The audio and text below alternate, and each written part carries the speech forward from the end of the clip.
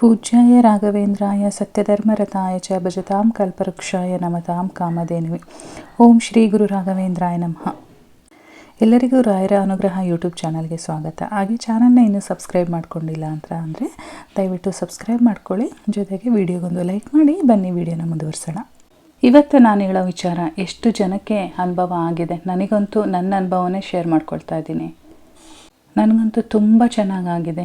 ಈ ನೆಂಟರುಗಳು ಅಂತ ಯಾರಿರ್ತಾರೆ ಅಂದರೆ ಅಣ್ಣ ತಮ್ಮಂದಿರಿರ್ಬೋದು, ಅಕ್ಕ ತಂಗಿಯರಿರ್ಬೋದು, ನಮ್ಮ ಸ್ವಂತದವರು, ಒಂದೇ ಅರ್ಥದಲ್ಲಿ ಹೇಳೋದಾದರೆ ನಮ್ಮ ಸ್ವಂತದವರು ಅಂತ ಯಾರಿರ್ತಾರೆ, ನಾವು ಯಾರನ್ನು ತುಂಬ ನಂಬಿರ್ತೀವಿ, ಅವರೇ ನಮಗೆ ಕೈ ಕೊಟ್ಟಾಗ ಹೆಂಗಿರುತ್ತೆ, ಅವರೇ ನಮ್ಮನ್ನು ಕೈ ಬಿಟ್ಟಾಗ ಹೆಂಗಿರುತ್ತೆ ಅನ್ನೋದನ್ನು ನಾನು ತುಂಬ ಚೆನ್ನಾಗಿ ಅನುಭವ ಆಗಿದೆ. ನನ್ನ ಜೀವನದಲ್ಲಿ ತುಂಬ ಚೆನ್ನಾಗಿ ಪಾಠ ಕಲಿಸಿದ್ದಾರೆ ಜನ. ಈ ಥರ ಅನುಭವ ತುಂಬ ಜನಕ್ಕಾಗಿರುತ್ತೆ. ಯಾರು ಕೈ ಬಿಡಲಿ, ಯಾರ ಜೊತೆಗಿರಲಿ, ಯಾರು ಇರದೇ ಇರಲಿ, ನಮ್ಮ ಜೊತೆ ಒಬ್ಬರೇ ಒಬ್ಬರು ಯಾವಾಗಲೂ ಇರ್ತಾರೆ. ಅದು ನಮ್ಮ ಶ್ರೀ ರಾಘವೇಂದ್ರ ಗುರುಗಳು. ನಂಬ್ತೀರಾ ಈ ಮಾತನ್ನು? ನಂಬೋದಾದರೆ ಶ್ರೀ ಗುರು ರಾಘವೇಂದ್ರಾಯ ನಮಃ ಅಂತೇಳಿ ಕಾಮೆಂಟಲ್ಲಿ ಬರೀರಿ.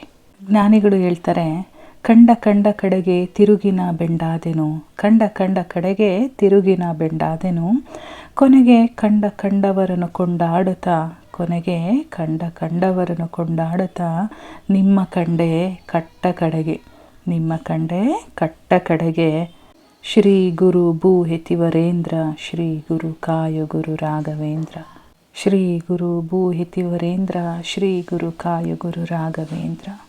ನಮಗೆ ಕಷ್ಟ ಅಂತ ಬಂದಾಗ ಕಂಡುಗೆಲ್ಲ ನಾವು ತಿರುಗ್ತಾ ಇರ್ತೀವಿ. ಎಲ್ಲ ನಮ್ಮವರು ನಮಗೆ ಸಹಾಯ ಮಾಡ್ತಾರೆ ಅಂಥೇಳಿ ಎಲ್ಲರ ಹತ್ರ ಕೈ ಚಾಚ್ತಾ ಇರ್ತೀವಿ, ಕೊಂಡಾಡ್ತಾ ಇರ್ತೀವಿ. ಅದೇ ಈ ಸಾಲಿನ ಅರ್ಥ, ಕಂಡ ಕಂಡ ಕಡೆಗೆ ತಿರುಗಿನ ಬೆಂಡಾದೆನು ಅಂತ. ಎಲ್ಲಿ ಬೇಕಲ್ಲಿ ಹೋಗ್ತಾ ಇರ್ತೀವಿ, ಯಾರ ಹತ್ರನೋ ಯಾರೋ ಇವ್ರು ಸಹಾಯ ಮಾಡ್ಬೋದು ನಮಗೆ ಅಂತ ಅವ್ರ ಹತ್ರ ಸಹಾಯ ಕೇಳ್ತಾ ಇರ್ತೀವಿ. ಅಟ್ಲೀಸ್ಟ್ ಅವರು ಆರ್ಥಿಕವಾಗಿ ಸಹಾಯ ಮಾಡೋದು ಬೇಡ, ನಮಗೆ ಮಾನಸಿಕವಾಗಿ ನಮಗೊಂದು ಸಹಾಯ ಮಾಡಿದ್ರೂ ಕೂಡ ಆ ಟೈಮಲ್ಲಿ ಎಷ್ಟೋ ಉಪಯೋಗ ಆಗಿರುತ್ತೆ. ಆದರೆ ಅವರೇನು ಮಾಡ್ತಾರೆ, ಇದ್ರೂ ಇಲ್ಲ ಅಂತ ಅನ್ನಿಸ್ಕೊತಾರೆ, ಕಂಡ್ರೂ ಕಾಣಲಿಲ್ಲ ಅಂತ ಅನ್ನಿಸ್ಕೊತಾರೆ. ಈ ರೀತಿ ಮಾಡಿ ನಮ್ಮನ್ನು ದೂರ ಇಡೋರೆ ಜಾಸ್ತಿ. ನಾವು ಕಷ್ಟದಲ್ಲಿದ್ದಾಗಲೇ ನಮ್ಮವರ ಬೆಲೆ ನಮಗೆ ಗೊತ್ತಾಗೋದು, ಯಾರು ನಮ್ಮವರು ಯಾರು ಹೊರಗಿನವರು ಅನ್ನೋ ಬೆಲೆ ಆವಾಗಲೇ ಗೊತ್ತಾಗೋದು. ಆದರೆ ನಮ್ಮ ರಾಯರು ಹಾಗಲ್ಲ. ನಾವು ಯಾವಾಗ ಕಷ್ಟದಲ್ಲಿರ್ತೀವಿ ಆಗಲೇ ನಮ್ಮನ್ನು ಕೈ ಹಿಡಿಯೋದು, ಆಗಲೇ ನಮ್ಮನ್ನು ಕೈ ಹಿಡಿದು ಮೇಲೆತ್ತೋದು. ಇದು ನನಗೆ ತುಂಬ ಚೆನ್ನಾಗಿ ಅನುಭವ ಆಗಿದೆ. ಅಂಥ ಟೈಮಲ್ಲಿ ದಯವಿಟ್ಟು ಯಾರ ಹತ್ರನೂ ಏನೂ ಕೇಳಕ್ಕೆ ಹೋಗಬೇಡಿ. ಯಾರೂ ಸಹಾಯ ಮಾಡೋದಿಲ್ಲ.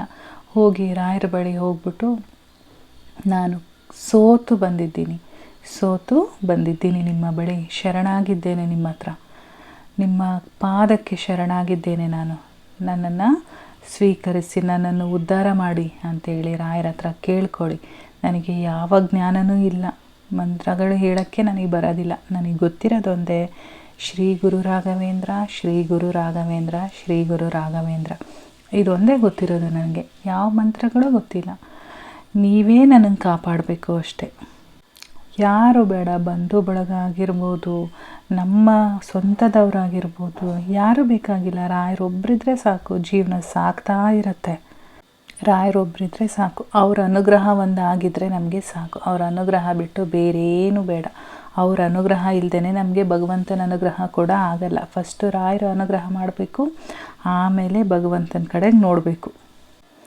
ಯಾರಿಗೇನೇ ಕಷ್ಟ ಇರಲಿ, ಎಷ್ಟೇ ಕಷ್ಟ ಇರಲಿ, ಶ್ರೀ ಗುರು ರಾಘವೇಂದ್ರ ನಾಮ ಜಪ ಮಾತ್ರ ಯಾವತ್ತಿಗೂ ಕೈ ಬಿಡಬೇಡಿ. ಎಲ್ಲೇ ಇರಲಿ, ಕುಂತಿರಲಿ, ನಿಂತಿರಲಿ, ಅವ್ರದ್ದು ಆ ನಾಮ ಜಪವನ್ನು ಮಾಡ್ತಾ ಇರಿ.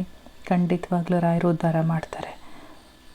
ಎಲ್ಲರಿಗೂ ಕೂಡ ರಾಘವೇಂದ್ರ ಸ್ವಾಮಿಗಳು ಒಳ್ಳೇದು ಮಾಡಲಿ ಅಂತ ಬಯಸ್ತಾ ಈ ವಿಡಿಯೋನ ಮುಗಿಸ್ತಾ ಇದ್ದೀನಿ. ನಾನು ಮತ್ತೆ ಮುಂದಿನ ವಿಡಿಯೋದಲ್ಲಿ ಸಿಗ್ತೀನಿ. ಯಾವ ಥರ ವೀಡಿಯೋಸ್ ಬೇಕು ಅಂತೇಳಿ ಕಮೆಂಟಲ್ಲಿ ತಿಳಿಸಿ. ಅಲ್ಲಿವರೆಗೂ ಧನ್ಯವಾದಗಳು.